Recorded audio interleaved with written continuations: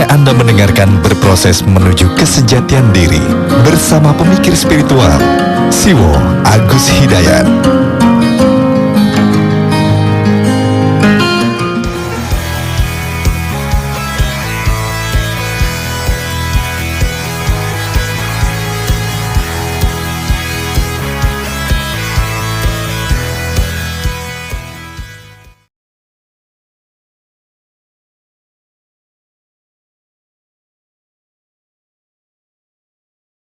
Adam tergoda, padahal kan di surga. Nah, surga itu ini rujuknya ke ayat, Mas. Jadi lebih baik, lebih selamat. Yuk kita buka buku tafsir dari para penafsir yang qualified ya, yang memang dia itu memenuhi syarat sebagai ahli tafsir.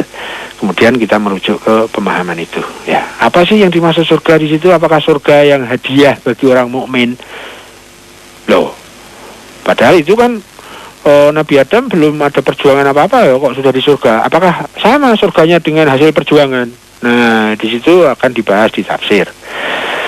Nah, sepanjang yang saya tangkap beda, Mas. Surganya bukan itu. Surganya Adam itu bukan surganya orang mukmin itu.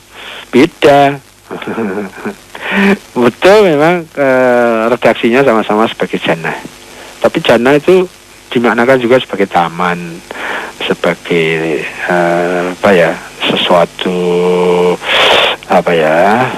tempat huni yang sangat indah gitu ya. Kemudian kalau terkaitnya dengan tergoda, yang goda siapa? Iblis kan sudah diusir, ya kan? Masa setelah diusir masuk lagi? Tuhan kecolongan deh, gitu deh. Itu termasuk pertanyaan saya dulu, Mas. Siapa sih yang menggoda Adam? Lu kan iblis kan sudah diusir. Dia berobos masuk lagi ya. Jadi ada dua hal yang perlu digarisbawahi, yaitu apa sih maksudnya tergoda dan siapa yang menggoda, dan apanya maksudnya surga dan bagaimana peraturan-peraturan di dalamnya. Ya. Kalau surganya orang mukmin itu ya itu kan akibat perjuangan untuk memanage kehendak, gitu kan?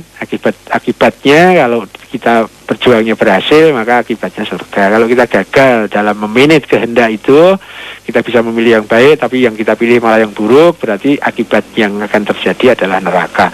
Nah, kalau surganya Adam, di mana perjuangannya Adam waktu itu kan? Belum ada toh? Nah, ya, tapi itu yang sempat saya pahami, dan jangan tergesa diterima, jangan tergesa ditolak. Yang terpenting adalah kisah tentang Adam, kisah dari manapun, itu semuanya itu rujuknya ke wahyu, rujuknya ke ayat, ya, rujuknya bukan ke penyelidikan masa lalu, observasi masa lalu, kemudian dapat artifak-artifak masa lalu, enggak. Semua kisah tentang Adam itu selalu rujuknya itu ke wahyu, ya, ke ayat, ke firman Tuhan. Maka akan sangat lebih baik kalau kita yang bukan ahli ayat, bukan ahli tafsir, maka yuk kita fungsikan ahli tafsir. Kemudian kita merujuk, belajar kepada ahli tafsir itu. Itulah minimal. Kalau kita bisa ketemu Nabi Isa, kita tanya Nabi Isa. Kalau kita ketemu Nabi Muhammad, ahli tafsir sudah nggak laku. Sudah tidak relevan maksudnya gitu loh. Nah, kalau tidak bisa akses kepada ahli Quran, ya kita akses kepada tafsir, para penafsir. Kalau kita tidak bisa akses kepada ahli wahyu, ya kita minimal akses kepada yang ahli menafsiri wahyu, dan itu banyak sekali syarat-syaratnya. Dalam kasus ini, apakah surganya Adam itu bagaimana dan tergodanya bagaimana, siapa yang menggoda, kita nggak bisa menafsiri sendiri. Ya, dengan segala niat baiknya, saya bisa menunjukkan ratusan bukti bahwa dengan segala niat baik dan semangat, saya banyak sekali terjebak pemahaman saya karena saya menafsiri ayat sendiri. Maka kemudian saya berubah. Saya tak lagi berani menafsiri ayat kecuali melalui minimal ahli tafsir. Idealnya ketemu langsung kepada ahlinya, yaitu ahli ayat, yaitu para nabi, para rasul, dan para imam. Begitu yang bisa saya sharingkan. Waktunya habis, saatnya.